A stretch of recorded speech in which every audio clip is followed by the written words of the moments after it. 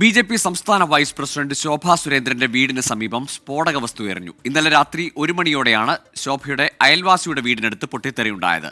സംശയകരമായ രീതിയിൽ ഒരു കാർ കണ്ടതായി പ്രദേശവാസികൾ പോലീസിന് മൊഴി നൽകി. സിറ്റി പോലീസ് കമ്മീഷണറുടെ നേതൃത്വത്തിൽ അന്വേഷണം ആരംഭിച്ചിട്ടുണ്ട്. തന്നെ ലക്ഷ്യമിട്ടുള്ള ആസൂത്രിത നീക്കമെന്ന് ശോഭാ സുരേന്ദ്രൻ പറഞ്ഞു. ആസൂത്രിതമായിട്ടാണ്, അങ്ങനെ തെറ്റിയിട്ടും അറിയാൻ പാടില്ല. ഇപ്പോൾ വീട്ടിൽ എൻ്റെ കാർ ഉണ്ടായിരുന്നില്ല, ഞാനുണ്ടായിരുന്നു, പക്ഷേ എൻ്റെ കാറ് പുറത്ത് പോയിരിക്കുകയായിരുന്നു. അപ്പോൾ ആ വീട്ടിലാണെങ്കിൽ വെള്ള കാറകത്ത് കിടക്കുന്നുണ്ട്. അപ്പോൾ പറഞ്ഞു കൊടുത്ത ഇതിൻ്റെ പിറകിൽ പ്രവർത്തിച്ചൊരു ശക്തി ഉണ്ടാവുമല്ലോ. കാരണം ഈ എറിയണം എന്ന് വിചാരിച്ച ആൾ മാത്രം ആയിരിക്കില്ല ഈ ഗൂഢാലോചനയുടെ പിറകിൽ ആളുകളുണ്ടാവും. അപ്പോൾ ഓട്ടോമാറ്റിക്കലി ഒരു വെള്ള കാറ് വീടിൻ്റെ മുന്നിൽ ഉണ്ടെന്നും ആ വെള്ള കാറുള്ള വീട്ടിലേക്ക് എറിയണം എന്നാണ് അവർ ആഗ്രഹിച്ചത്. അപ്പോൾ അവർ നോക്കുമ്പോൾ വെള്ള കാറ് ഇവിടെ ഇല്ല, നമ്മുടെ വീടിൻ്റെ മുന്നിൽ ഒഴിഞ്ഞു കിടക്കുന്നു, വെള്ള കാറ് ഓപ്പോസിറ്റ് വീട്ടിൽ കിടക്കുന്നു.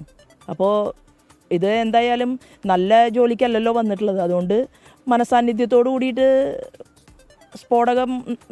സ്ഫോടനം നടത്തിയിട്ട് പോകാൻ പറ്റില്ലല്ലോ.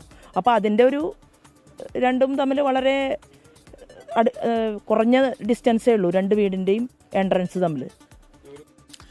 സൂരജ് സജിയുടെ തൃശ്ശൂരിൽ നിന്ന് വിശദാംശങ്ങളുമായി. സൂരജ്, വലിയ ഗൂഢാലോചന അടക്കം ആരോപിക്കുന്നുണ്ട് ശോഭാ സുരേന്ദ്രൻ. ഈ എന്ത് തരത്തിലുള്ള സ്ഫോടക വസ്തുവാണ് ഉപയോഗിച്ചത്? ഈ കാറ് സംബന്ധിച്ച് പ്രദേശവാസികൾ സംശയം പറഞ്ഞ കാറിനെ സംബന്ധിച്ച് എന്തെങ്കിലും CCTV ദൃശ്യങ്ങളോ സൂചനകളോ ലഭിക്കുന്നുണ്ടോ പോലീസിന്?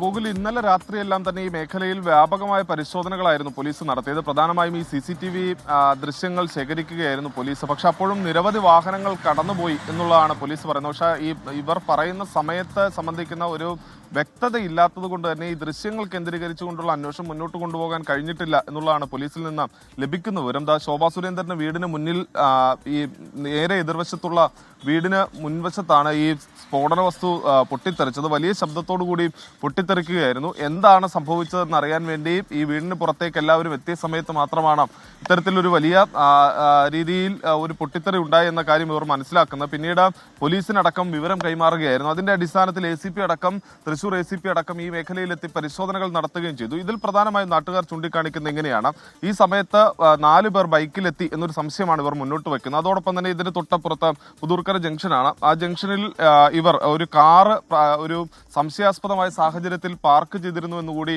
പറയുന്നുണ്ട്. അതാണ് ഈ പല ആശങ്കകൾക്കും ഇടയാക്കുന്നത്. എന്തായാലും ഇവർ പറയുന്നത് എന്താണ് ഇതിന് പിന്നിൽ സംഭവിച്ചത് എന്നതിൽ കൂടുതൽ വ്യക്തത വരുത്തണം എന്നുള്ളതാണ് ഇവരുടെ ഒരു ആവശ്യമായി പറയുന്നത്. എന്തായാലും ശോഭാ സുരേന്ദ്രൻ നമുക്കൊപ്പം ചേരുകയാണ്.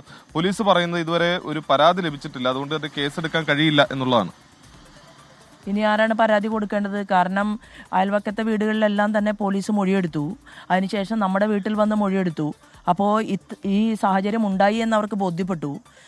സ്ഫോടക വസ്തുവിൻ്റെ അവശിഷ്ടങ്ങൾ അവർ കണ്ടെത്തി കൊണ്ടുപോയി. ഇനി എന്ത് പരാതിയാണ് കൊടുക്കേണ്ടത്? അതൊരു അനുചിതമായിട്ടുള്ളൊരു മറുപടിയായിപ്പോയി. കാരണം നമ്മൾ അറിഞ്ഞിട്ടില്ല. പോലീസ് അധികാരികളുടെ ഭാഗത്തു നിന്ന് അങ്ങനെ ഉണ്ടാകാൻ പാടുള്ളതാണോ?